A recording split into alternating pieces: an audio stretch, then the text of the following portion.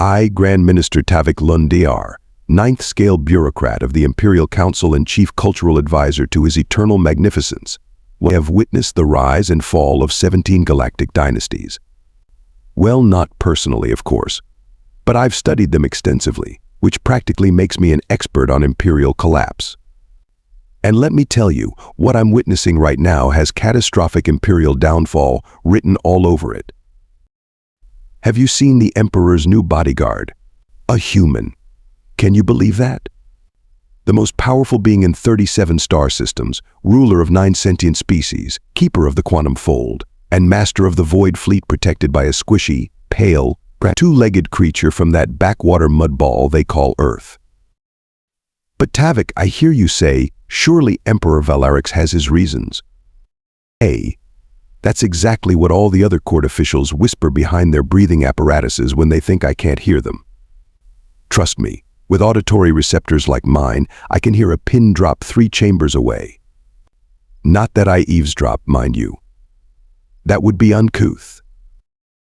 The Imperial Palace on Nexus Prime has become a cesspool of rumors since the human arrived. Mira Jensen. Even her name sounds ridiculous. No proper clicks, no honorific whistles, not even a respectable number of apostrophes. Yet there she stands, day after day, right beside our glorious Emperor, all 5'9" of her, without even the decency to possess extra limbs or a protective exoskeleton. What frightens me, not that I would admit to feeling such a base emotion, is how Emperor Valarix looks at her, with respect, as if she were an equal. Yesterday I even caught him laughing at something she said. The Emperor of the Galactic hegemony does not laugh. It diminishes his divine aura. The court is in absolute disarray over this development. Ambassador Pluvak molted 3 times in a single week from stress. General Zorn Tath keeps his plasma cannon charged at all times now, convinced this is part of a human infiltration plot. And High Priestess Eka actually fainted when the human touched the Emperor's shoulder during a banquet. I, for one, remain logical and composed. There must be a rational explanation. And I intend to discover it before this human brings our entire civilization crashing down around our sensory appendages. The Imperial Court's weekly symposium is a masterclass in passive-aggressive speculation. Today's unspoken topic, as it has been for the past 43 days, why in the name of the 7 celestial moons would Emperor Valarix choose a human as his sole protector?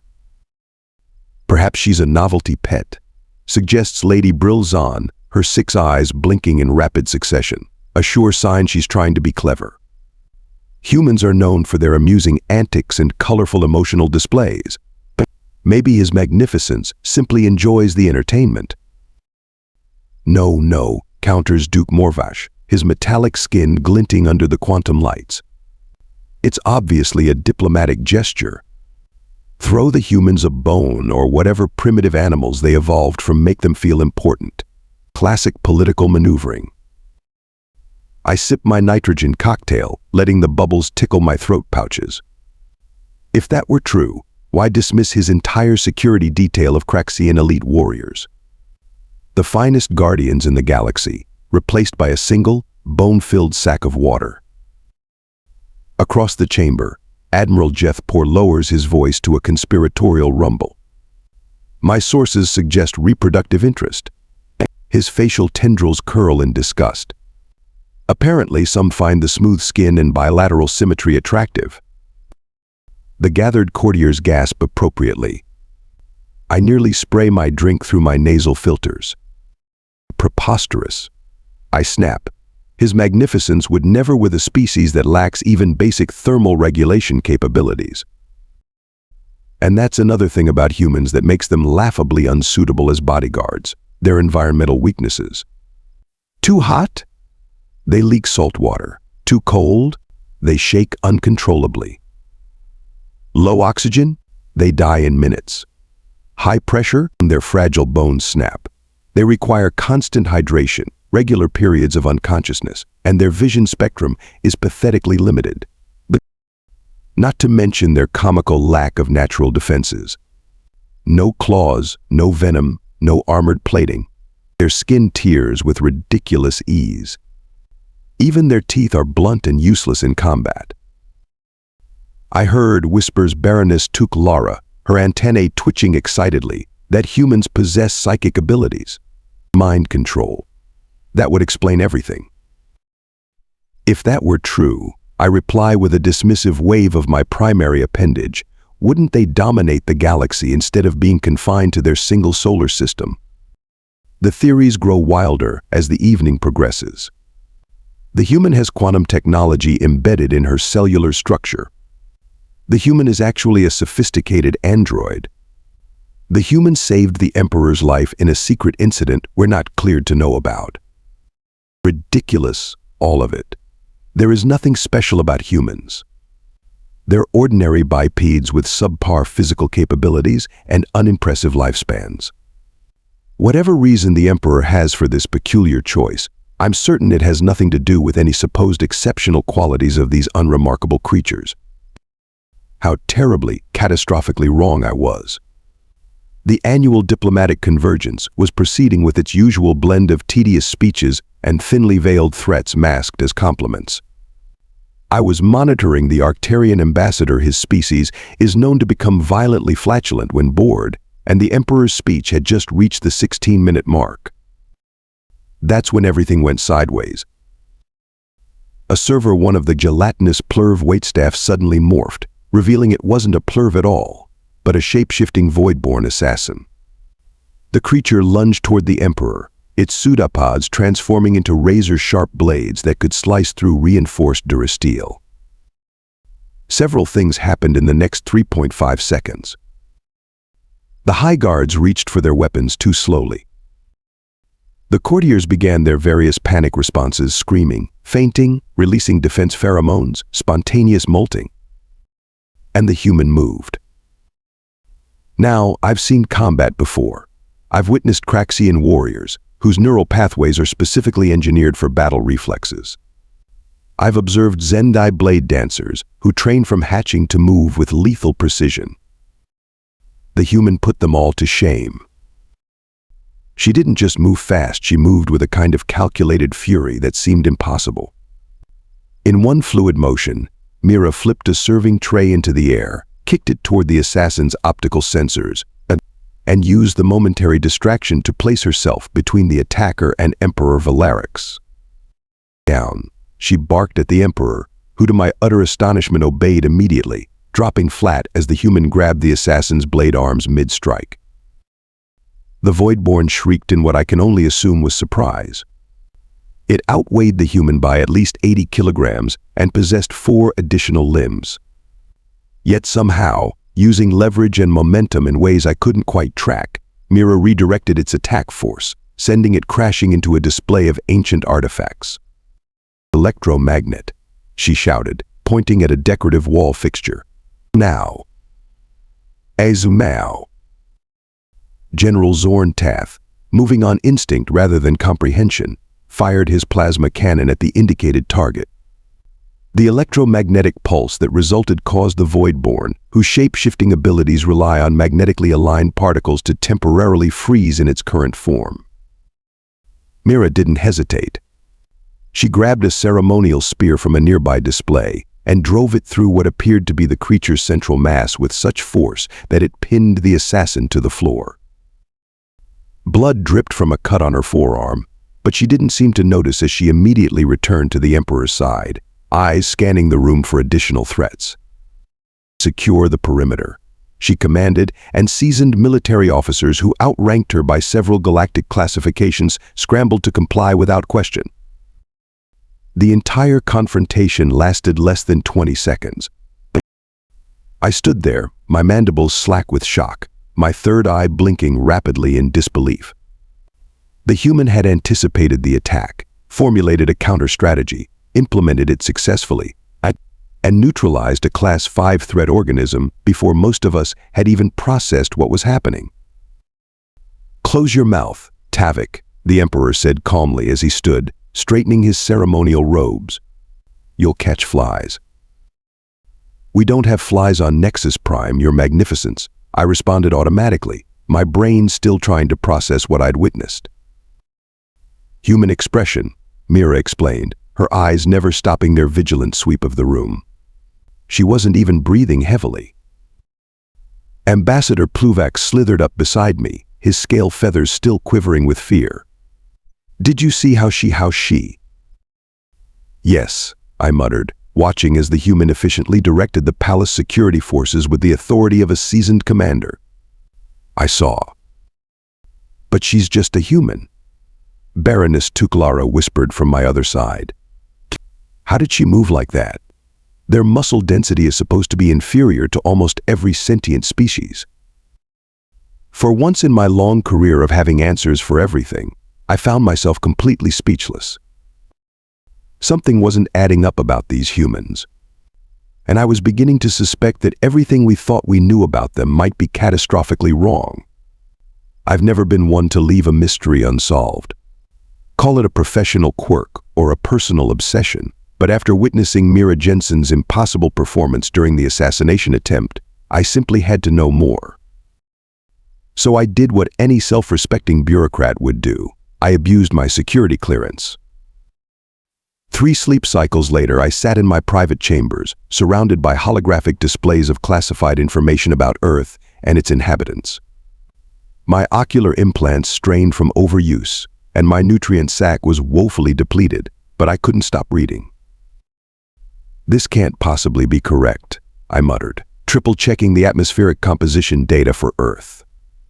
Oxygen levels at 21%? That's practically combustible. Most civilized worlds maintain oxygen levels below 15% to prevent, everything from spontaneously bursting into flame. Humans evolved on a powder keg and think it's normal. And the gravity. Earth's pull is nearly 1.2 times the galactic standard. No wonder the human moved so quickly on Nexus Prime. She spent her entire life being crushed by her own planet, only to arrive here and discover she can practically bounce off the walls. Then there was the temperature range. Most sentient species evolved in stable environments with temperature variations of perhaps 10 degrees. Earth's habitable zones regularly swing through variations of 40 degrees or more. Humans don't just survive these fluctuations, they thrive in them. They've settled regions where the temperature drops below freezing for months at a time, then soars to tissue cooking levels in another season. "Computer, verify this information on human hunting techniques," I commanded, certain there must be some error in the database. Verified, the computer responded. Persistence hunting was a primary technique used by early humans. They would pursue prey to the point of exhaustion by outlasting the target organism's ability to flee. I blinked all 3 of my eyes in disbelief. "You're telling me they just chased animals until they gave up and died?" Affirmative. Human endurance, thermal regulation, and tracking abilities allowed them to pursue prey for multiple planetary rotations if necessary. That's not hunting. That's psychological warfare. And then there was this adrenaline business. A chemical their bodies produce that temporarily supercharges their physical capabilities in response to threat or excitement. Their strength can double. Their pain receptors can shut down. They can sustain traumatic injuries and continue functioning.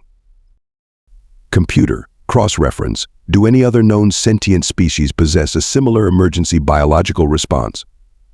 Negative. The human adrenal response is unique in its combination of enhanced strength, speed, pain suppression, and cognitive focus. I sat back, my spinal ridges pressing against my chair as the realization washed over me. We hadn't evolved alongside predators that could run us down across endless plains. We hadn't developed in environmental extremes that forced rapid adaptation. We hadn't needed emergency neurotransmitters that turned us into temporary super beings. Humans weren't fragile at all. They were battle-hardened survival machines, forged in a planetary crucible that would kill most other sentient species within days. And one of them was standing beside our Emperor, watching, waiting, and probably bored out of her mind by how easy we would be to eliminate.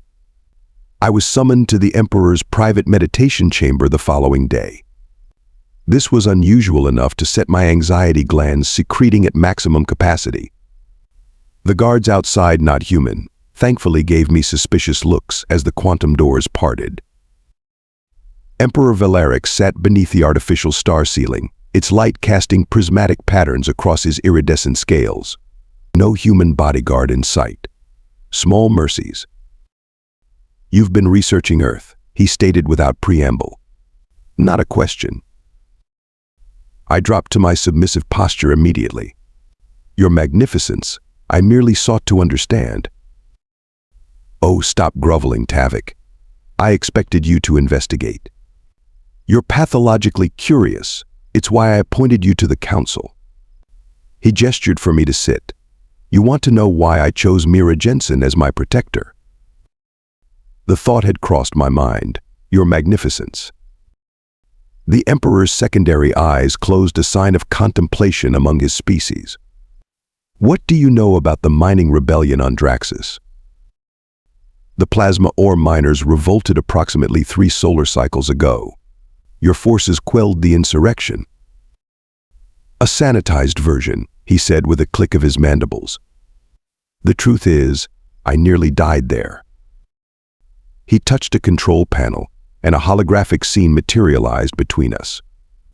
I recognized the Emperor's personal shuttle, crashed on a barren, rocky landscape illuminated by the harsh light of 3 suns. "My shuttle was sabotaged," Valarix explained. "We crashed on the dark side of Draxus during a solar flare storm. Temperatures outside dropped to -70 degrees. Radiation levels were lethal. My personal guard consisted of 12 elite Craxian warriors." The hologram shifted, showing the interior of the damaged shuttle. Emergency lights flashed.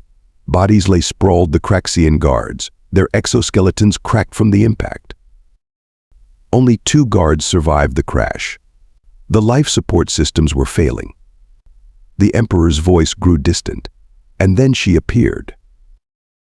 The hologram showed a figure in a standard mining suit, face obscured by a battered helmet, pulling open the damaged airlock. Mira Jensen, a human mining consultant who'd been caught in the rebellion. She'd spotted our crash from a maintenance outpost. The hologram showed the human dragging the Emperor and his surviving guards from the wreckage. One of the guards collapsed almost immediately in the extreme cold. The other lasted only minutes longer. The outpost was 17 kilometers away. The temperature was dropping. The radiation would kill most species within an hour of exposure. Valarix's voice was quiet now. She carried me the entire way. The hologram showed the human trudging through a wasteland, the Emperor's considerably larger form across her shoulders, each step leaving a deep imprint in the frozen ground. I regained consciousness halfway there. I watched her lips turn blue. I saw her skin crack and bleed from the cold. I felt her stumble, get up, and continue. Again and again. Valarix dismissed the hologram with a wave. When I asked her later why she saved me the very Emperor, whose policies she had opposed, do you know what she said? He didn't wait for my response. She said, "That's what humans do." As if it were the most obvious thing in the universe. I sat in stunned silence. 12 elite warriors died in that crash, the Emperor said. But one human walked through conditions that should have killed her, carrying a burden twice her weight, to save someone she had every reason to hate. That, Tavik, is why my only bodyguard is human. The palace alarm systems blared 2 days later, shocking me awake from a pleasant hibernation cycle. Red emergency lights pulsed through my quarters as the automated defense system announced, security breach in multiple sectors. This is not a drill. All non-essential personnel evacuate immediately. I barely had time to activate my formal appearance field before my door burst open. There stood the human, Mira Jensen, blood streaking her face, a plasma rifle in one hand, and what appeared to be a serving tray repurposed as a shield in the other.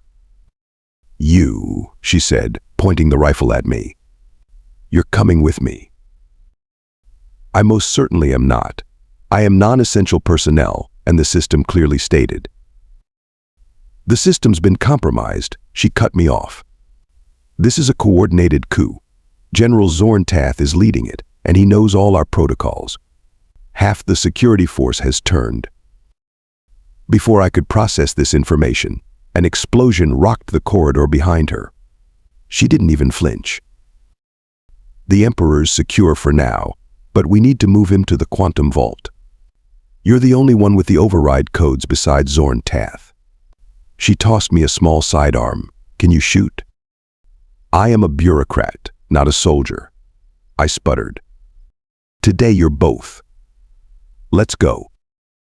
What followed was the single most terrifying experience of my extensive life.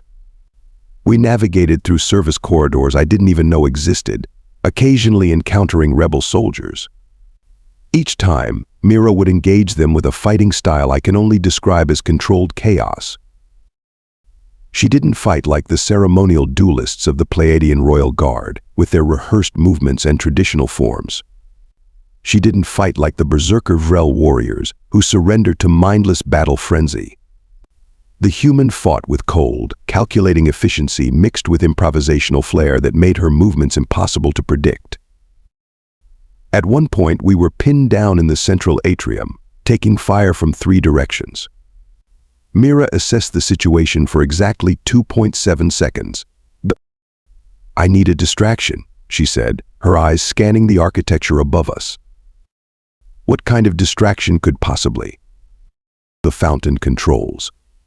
Can you overload them? I could, in fact. A simple recalibration of the atmospheric harmonizers would cause the ceremonial fountain to erupt with considerable force. I mentioned this. Do it, she said, on my mark. Then run for that doorway. She pointed to a service entrance 20 meters away, across open ground. Don't stop, don't look back. Before I could protest, she was tearing strips from her already damaged uniform. She wrapped them around her knuckles, then reached into a pouch at her belt and removed a small flask. What is that? I asked. Hot sauce, she replied, pouring the red liquid over her makeshift hand wraps. You're seasoning your fists. She flashed what I've come to recognize as a human smile, a terrifying display of teeth that somehow conveyed both amusement and predatory intent. Zorn Tath's species has sensitive olfactory receptors in their skin. This will hurt like hell when it makes contact. When I gave the signal, the fountain erupted, sending decorative water 30 meters into the air. Under this cover, we ran. Or rather, I ran in an awkward, dignified scuttle while Mira launched herself toward 3 heavily armed rebels with nothing but spicy hands and that disturbing smile. What I witnessed next will haunt my nightmares until final dissolution. The human moved with impossible speed, her strikes targeting vulnerable points with surgical precision. When a rebel soldier slashed her across the back with an energy blade, she didn't fall. She didn't even slow down. She just turned, eyes narrowing, and fought harder. Is that adrenaline?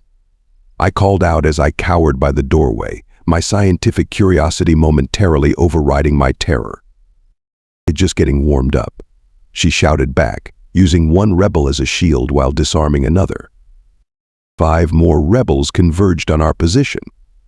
I was certain this was the end, but hour after hour, the human kept fighting.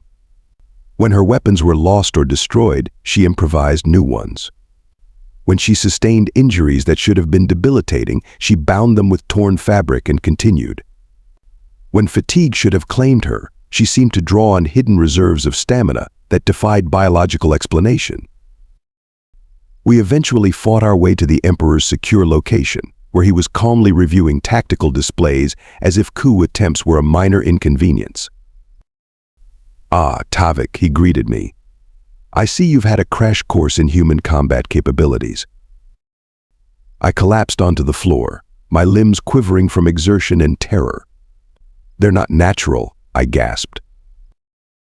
Mira, despite bleeding from at least 7 visible wounds and having fought continuously for over 3 hours, was already checking the room's defenses and planning our next move.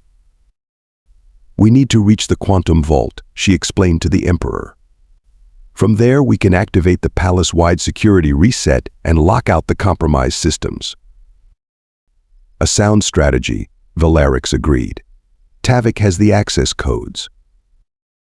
They both turned to look at me, and I realized with dawning horror that my day of running and fighting alongside a terrifying human combat specialist was nowhere near finished. General Zorn Tath's coup attempt failed spectacularly. The palace security systems were reset, loyal forces regained control, and the conspirators were rounded up for what I'm sure will be a series of extremely creative public punishments. 2 standard weeks have passed since that day. The Imperial Court has changed irrevocably. So have I. The first official function after the coup was suffocatingly tense. The surviving courtiers, those not implicated in the conspiracy, gathered in the newly repaired Grand Hall, everyone trying to pretend that everything was normal. Except nothing was normal, especially not how they all reacted when Mira Jensen entered the room. Conversations stopped mid-sentence. Beings who once sneered at her primitive appearance now pressed themselves against walls to avoid her path. Ambassador Pluvak nearly liquefied himself in fear when she casually asked him to pass the salt at dinner. I couldn't help but laugh.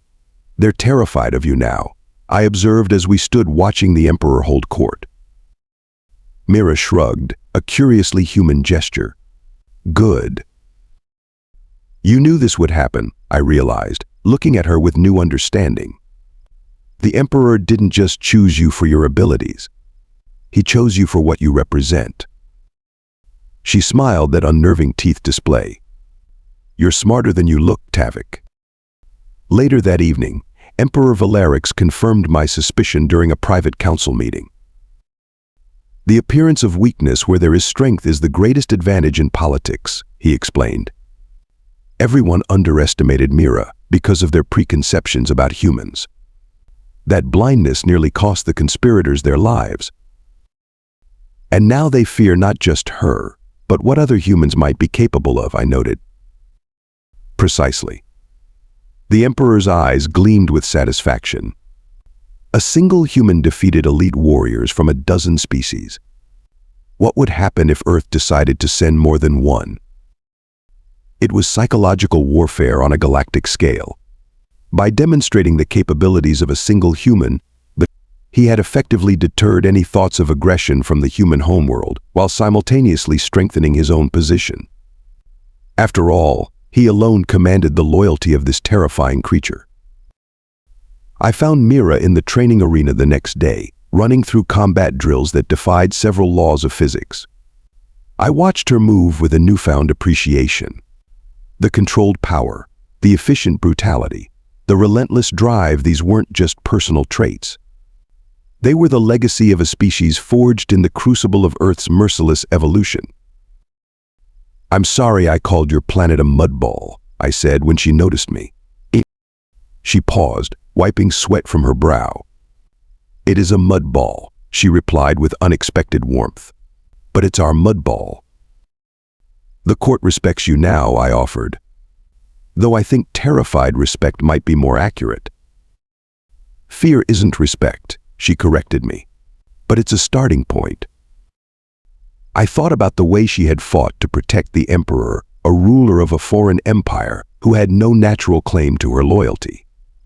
I thought about how she had saved my life multiple times during the coup, despite my previous dismissal of her species. "For what it's worth," I said, "I respect you, without the terror."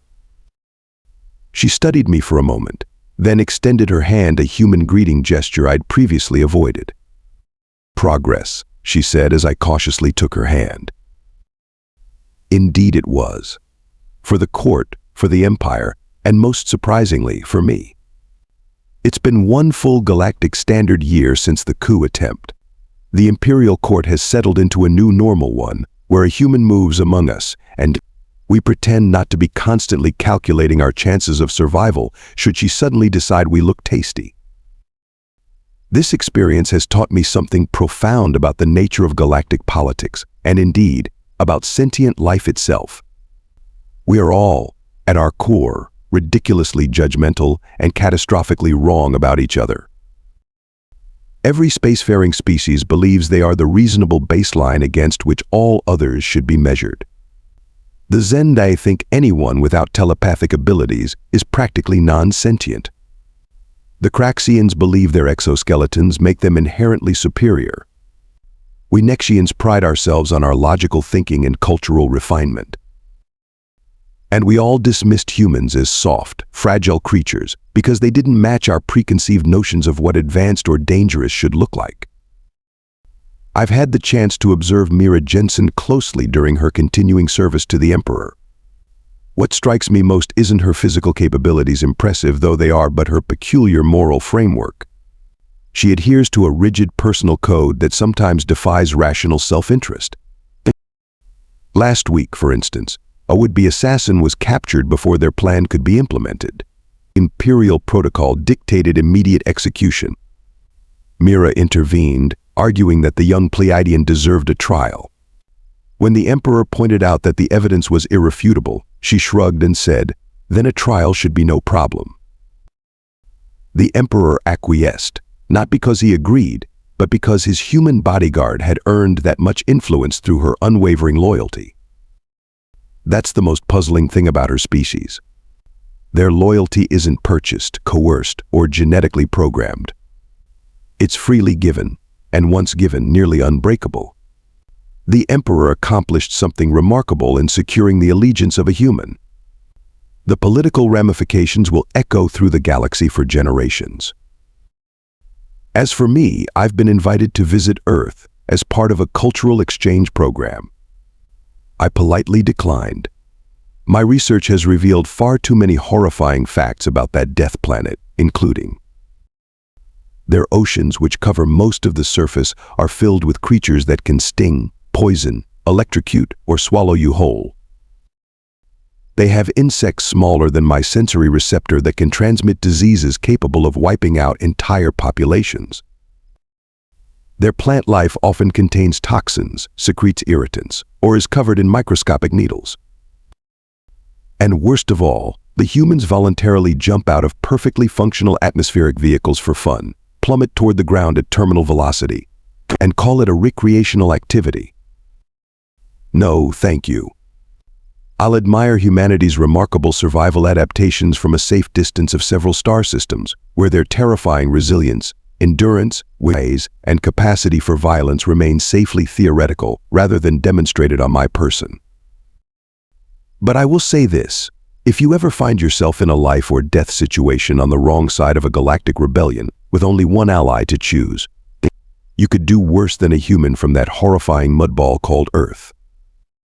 Just don't call it a mudball to their face. They're oddly sentimental about it,